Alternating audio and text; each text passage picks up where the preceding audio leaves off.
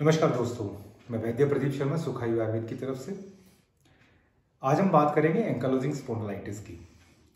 और इसकी बात करना इसलिए जरूरी हो गया कि ऑटोइम्यून की कैटेगरी में जो जॉइंट डिसऑर्डर्स, जिस तरह रूमेटॉइड आर्थराइटिस एक टाइम पे होता था, उस तरह एंकालोजिंग स्पॉन्डिलाइटिस या एंकालोसिस के पेशेंट्स बढ़ते ही जा रहे हैं।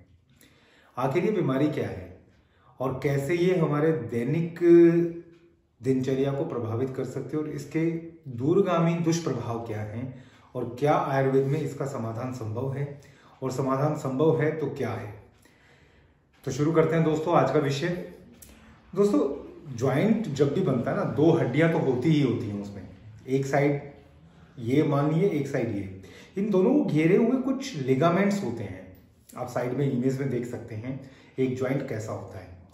अब उसी ज्वाइंट पे अगर का जो हिस्सा है, अगर वो सुचारू रूप से गति करता रहे और फ्री रहे तो वो एक्टिविटी सामान्य रहती है उस ज्वाइंट की। लेकिन एक अगर ऐसी स्थिति आ जाए कि सारे के सारे लिगामेंट का कैल्सिफिकेशन होना शुरू हो जाए, वहां पर कैल्शियम के डिपॉजिट्स बन जाए और वो फ्रीज हो जाए, तो सोचिए गति कैसे होगी। बस इतना सा ही होता है एंकालोसिस या एंकालोजिंग स्पॉन्डिलाइटिस में। जब हम एंकालोजिंग स्पॉन्डिलाइटिस कह रहे हैं तो एंकालोजिंग स्पॉन्डिलाइटिस में दो अलग अलग जो वर्टिब्री हैं ऊपर नीचे की, वो आपस में फ्यूज कर जाती हैं और वो गति बंद हो जाती है और धीरे धीरे व्यक्ति का शरीर आगे की तरफ झुकने लग जाता है। जो प्रारंभिक केसेस होते हैं वहां पे देखने को मिलता है कि व्यक्ति अपनी गर्दन को अच्छे से मूव नहीं कर पाते हैं, और जहां जिस केस में वो नीचे की तरफ अगर झुक गए हैं, मान लीजिए नीचे की तरफ गर्दन झुक गई है, तो आगे की तरफ देखना बहुत मुश्किल हो जाता है। यही चीज बाकी जोड़ों में भी हो जाती है। जैसे हिप जॉइंट में एंकालोसिस के चेंजेस बहुत ज़्यादा मिलते हैं। हिप जॉइंट फ्रीज हो जाता है, आदमी की मोबिलिटी खत्म होने लगती है। तो ये तो हुई बीमारी की बात कि बीमारी क्या है और क्या है नहीं है। अब बात आती है कि इसमें दो तरह के पेशेंट्स मिलते हैं। एक HLA-B27 पॉजिटिव। HLA-B27 बेसिकली एक जीन है जो पॉजिटिव है, तो ऐसा नहीं है कि उसमें एंकालोजिंग स्पॉन्डिलाइटिस या एंकालोसिस होना ही होना तय है। उसमें संभावना बहुत अधिक बढ़ जाती है रोगी में। अगर किसी व्यक्ति को HLA-B27 पॉजिटिव है तो संभावना ज्यादा है, और बिना HLA-B27 के भी एंकालोसिस या एंकालोजिंग स्पॉन्डिलाइटिस होता है। अब बात करते हैं हम कि इसमें चिकित्सा में कर क्या सकते हैं और आयुर्वेद इसे किस तरह से देखता है।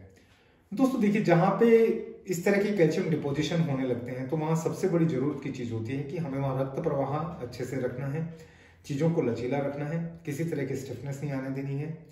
चाहे वो सुबह की स्टिफनेस हो या जोड़ के फ्यूज होने की स्टिफनेस हो, हमें उस चीज को खत्म करना होता है।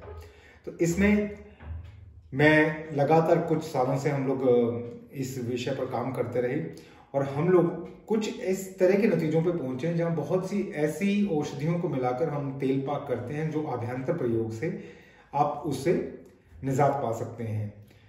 जिसे हम एंकाइलोपेयर नाम से एक प्रोडक्ट हमने लॉन्च भी किया है, जो आप हमसे ले भी सकते हैं। अब लेकिन बात यह आती है कि क्या एक अकेला प्रोडक्ट किसी बीमारी को समाप्त कर सकता है? तो नहीं दोस्तों, ऐसा संभव नहीं होता है।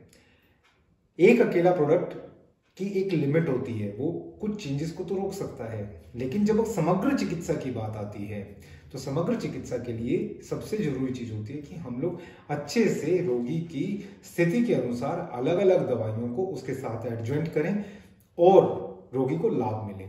जैसे कुछ जो केसेस हैं वहां पर मैं व्रत मंजिष्ठादि कषाय इस्तेमाल करता हूं, तो कहीं पर वातहर कषाय यूज करते हैं। वो रोगी की स्थिति और उसके बीमारी के कारण पर निर्भर करता है। और जो मेरी एक मनसा रहती है या एक इंटेंशन आप जिसे कह सकते हैं, वो इंटेंशन ये रहती है कि रोगी को जो लाभ है, लाभ दो श्रेणी का होना चाहिए। पहला तो कि बीमारी आगे बढ़ने से रुके, ये चीज बिल्कुल क्लियर कर लें कि हम जो पहली इंटेंशन है वो इतनी सी है कि बीमारी आगे नहीं बढ़नी चाहिए। आपका जीवन, अगर आप मोबाइल, जितने मोबाइल हैं उतने मोबाइल तो रहें, क्योंकि अक्सर देखने को मिला है जिन रोगियों ने बायोलॉजिकल लगवा लिए या जो HCQs या स्टीरॉइड्स का इस्तेमाल लगातार कर रहे थे, उनके भी धीरे धीरे वो बायोलॉजिकल्स और HCQs या कोई भी मेडिसिन, चाहे वो सल्फासेलाज़िन, साज हो, वो काम करना समय के साथ बंद कर देती है।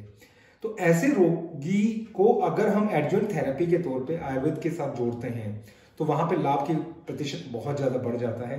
और कुछ समय के बाद, जैसा कि अब तक मैंने हमेशा देखा है, कुछ समय बाद आपका रूमेटोलॉजिस्ट ही आपको बताने लगता है कि आपको अब औषधि की ज्यादा आवश्यकता नहीं है। ये मैं इसलिए कह रहा हूं कि देखिए, दो चीजें हैं। कई बार हम लोग आयुर्वेद की बात करते हैं ना, तो हमें लगता है कि नहीं, एलोपैथी का द्वेष या एलोपैथी को बुरा बताना ही चिकित्सा है। देखिए, ऐसा नहीं है। कोई भी चिकित्सक नहीं चाहता कि उसका रोगी खराब हो, तो मैं इस चीज के पक्ष में कदापि नहीं हूं। और दवाई के सिलेक्शन के लिए, अगर आप दवाई का प्रॉपरली सिलेक्शन करना चाहते हैं, तो मैं उसके लिए आपसे रिक्वेस्ट करूंगा कि एक बार आप ऑनलाइन कंसल्ट करें मेरे साथ। ऑनलाइन कंसल्टेशन से कम आपका एक आइडिया आ जाता है कि आपको बीमारी किस लेवल पे है, कहाँ क्या मुझे इंटरफेयर करना है बायोलॉजिकल प्रोसेस में, या आपके जो एक इम्यून सिस्टम एक दीवानगी में जी रहा है कि हर एक चीज को बस जमा दीजिए, फ्रीज कर दीजिए, उसे हम कैसे रोक सकते हैं। तो वो एक ऑनलाइन कंसल्टेशन के दौरान हम एक जज कर पाते हैं बीमारी का कारण और बाकी चीजें, ताकि आपको उस बीमारी से बाहर निकाला जा सके। तो निराशा मत पालिए, निराश होने की आवश्यकता नहीं है। एंकाइलोजिंग स्पॉन्डिलाइटिस में देखिए, HLA-B27 तो नेगेटिव नहीं होगा, ये तो मैं भी मानता हूँ। HLA-B27 अगर पॉजिटिव है तो आपके साथ पॉजिटिव रहेगा, और ये स्वाभाविक है, क्योंकि वो आपका जीन है, आपके शरीर का एक अभिन्न हिस्सा है। हाँ, लेकिन उस जीन का दुष्प्रभाव बहुत हद तक नहीं, यानी बहुत से भी ज्यादा हद तक खत्म किया जा सकता है, और आप अपना जीवन सुचारू तौर पर जी सकते हैं। दोस्तों, हम लगातार कोशिश करेंगे कि निरंतरता में कुछ आपके लिए इस तरह के वीडियोस लेके आते रहें, जहां आपको बीमारी और बाकी सब चीजों के बारे में हम विस्तार से बताएं। तो जुड़े रहिए सुखायु आयुर्वेद के इस चैनल से, और सब्सक्राइब और लाइक करना मत भूलिएगा। मिलते हैं अगले वीडियो में। नमस्कार।